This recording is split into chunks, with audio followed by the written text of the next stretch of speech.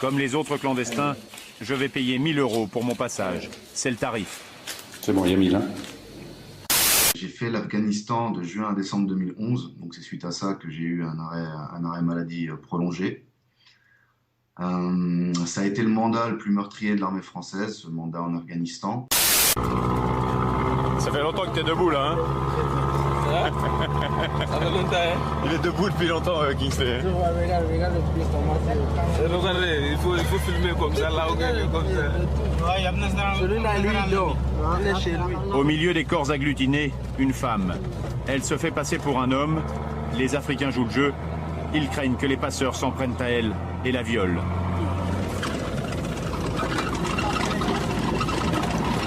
Petit matin. Cela fait 10 heures que nous roulons. Nous sommes maintenant en plein désert. Il commence à faire chaud.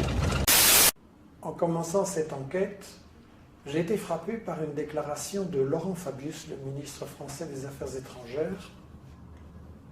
Il déclare à Marrakech en décembre 2012, je cite, « Le front al-Nosra fait du bon boulot contre Assad en Syrie et donc c'est très difficile de les désavouer. » Le front al-Nosra, c'est la branche syrienne d'Al-Qaïda.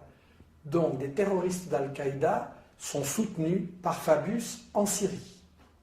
Alors ça m'a rappelé une déclaration de James Baker, qui était le ministre des Affaires étrangères des États-Unis de George Bush, le père.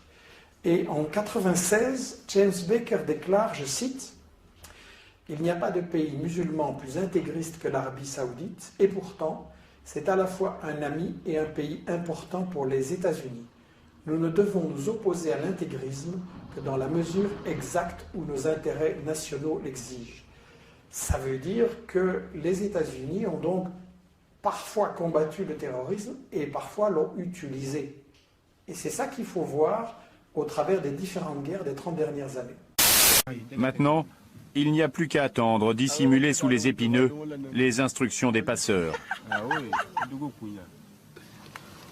Moi, j'aime bien rester dans un bureau fermé en Europe et que quelqu'un vient m'ouvrir, donner quelque chose à manger fermé, que de vivre en Afrique, en particulier au Maroc. En particulier. Moi, je pensais que j'étais à l'enfer. Si j'arrive en Europe, n'importe quel pays européen, là peut-être c'est un paradis. On nous raconte que c'est pour la démocratie, c'est pour les droits de la femme, que voilà, ces gens-là sont des sauvages, hein, puis on y va bon train, sauf que la réalité, c'est pas ça. La réalité, c'est que voilà, chacun d'entre nous, je sais pas, vous imaginez qu'à 4 heures du matin, vous avez une équipe qui arrive chez vous, qui défonce votre porte à coups de latte ou à coups d'explosifs, que ça réveille tout le monde dans la baraque, les anciens comme les tout petits, que ça gueule Qu'est-ce que, voilà, moi je demande à chacun d'entre nous, vous faites quoi, si ça vous arrive, qu'est-ce que vous feriez? Voilà. Enfin, il faut avoir un petit peu d'empathie quand même, hein, c'est des êtres humains qu'on a en face. Voilà. Après, derrière, il ne faut pas s'étonner que les gens ils prennent des calaches voilà, et que les gosses ils nous caillassent dès qu'on passe avec des véhicules. C'est légitime. C'est légitime, bien sûr, ils se défendent. Est-ce que toi, par rapport à guerre impérialiste, on va dire, par rapport aux pipelines qui étaient tirées depuis le Kazakhstan, surtout l'Afghanistan, etc., est-ce que tu as vu des gens débarquer pour mettre en place ce pipeline? Est-ce que tu as vu cet impérialisme? Non, parce que je crois savoir que les pipelines. Alors moi, je les ai pas vus de visu, d'accord? Je les ai pas vus de visu, ces pipelines. Je sais qu'ils sont là. Mais il se trouve que moi, ils sont déjà finis en fait, hein. Quand moi j'y étais de juin à décembre 2011, c'était déjà fait, hein. Ouais. Le travail avait déjà été fait, hein. D'accord, il fallait juste sécuriser, vous étiez là pour sécuriser, quoi. Oui, ouais, c'est ça. Pour moi, je me suis perdu tout. J'ai perdu mes vêtements, j'ai perdu mes chaussures, j'ai perdu mon ami. J'avais un ami sénégalais qui était ami intime, qui était là dans le bateau en même temps que moi. J'avais mon frère de mon pays de l'Envie. On est ensemble, on soin de soi.